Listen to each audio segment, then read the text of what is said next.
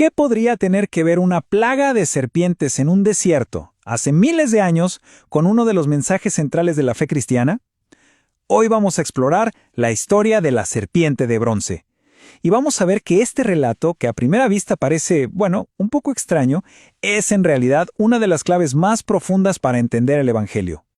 Y para que veamos la magnitud de esto, no tenemos que ir muy lejos. Son las palabras de Jesús mismo en el Evangelio de Juan capítulo 3. Él usó este antiguo suceso del desierto para explicar su propia misión. O sea, nos estaba diciendo que esa serpiente levantada era un símbolo, una profecía de lo que pasaría con él en la cruz. Y aquí está lo fascinante de todo esto. A veces parece que la Biblia son historias separadas, pero en realidad cuenta una sola y gran historia de redención. Este incidente no es un hecho aislado, para nada. Es un puente increíble que une el Antiguo Testamento con el Nuevo, demostrando que todo, absolutamente todo, apunta a un mismo plan divino. Muy bien, para entender el remedio, primero hay que entender la enfermedad, ¿cierto? Vámonos al origen de todo, el libro de Números, capítulo 21. Vamos a analizar de cerca esta rebelión en el desierto porque es como una radiografía de la incredulidad. Y todo empieza con esta frase, que es potentísima. Se desanimó el pueblo por el camino. Fíjense, la rebelión no empezó con un grito de guerra. No, empezó con algo mucho más sutil, algo que todos conocemos, el desánimo. Es una advertencia para siempre, ¿no? Un corazón desanimado es el terreno perfecto para que crezca la incredulidad. Y ese desánimo se convirtió en una rebelión con, digamos, 3 frentes de ataque. Primero, dudaron de las promesas de Dios. ¿De verdad nos va a llevar a la tierra prometida? Segundo, menospreciaron su provisión diaria, el maná, que lo sustentaba. Lo llamaron este pan tan liviano, con un desprecio total. Y tercero, hablaron en contra de Moisés, el líder que Dios había puesto, o sea, despreciaron al profeta de Dios. Siglos después, el autor de Hebreos, allá en el capítulo 3, le puso nombre y apellido a esta actitud.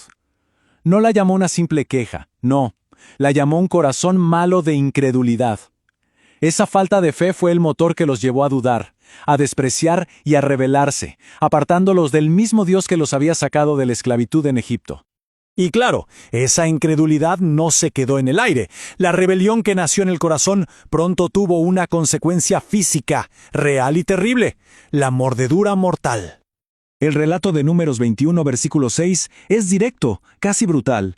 Dice que Dios envió serpientes ardientes. Su veneno era letal. Esto no fue un accidente de la naturaleza. Fue el resultado directo y tangible de su rebelión. Fue un juicio que trajo la muerte al campamento.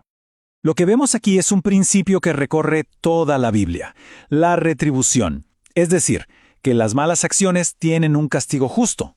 Como diría el apóstol Pablo mucho tiempo después en Romanos 6:23, la paga del pecado es muerte. En el desierto, esa muerte física por el veneno era una imagen terrible de una verdad espiritual todavía más profunda. Imaginen la escena: el pánico, la muerte extendiéndose por todas partes, sin un antídoto humano posible. Parecía el final. Pero es justo ahí, en el punto de la incapacidad total, donde Dios revela su remedio. Un remedio totalmente inesperado. La pregunta flotaba en el aire. ¿Y ahora qué? ¿Cómo podrían sanar? Estaban completamente indefensos. Nadie podía fabricar una cura.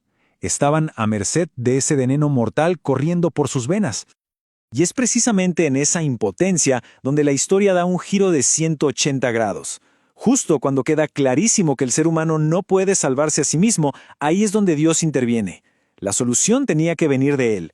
Su provisión siempre empieza donde nuestra capacidad termina.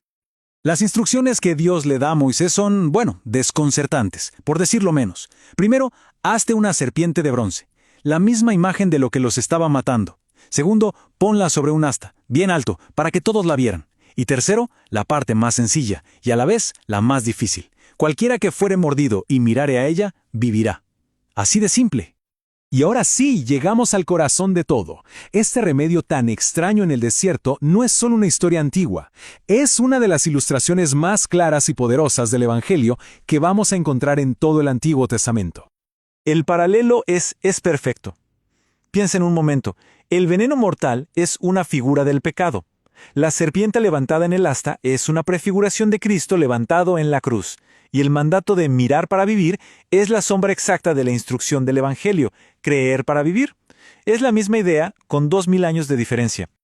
Y que quede súper claro esto, ¿eh? No había nada mágico en el objeto de bronce. No era un amuleto. El poder residía en la promesa de Dios. La sanación venía por obedecer su palabra, por confiar en su provisión.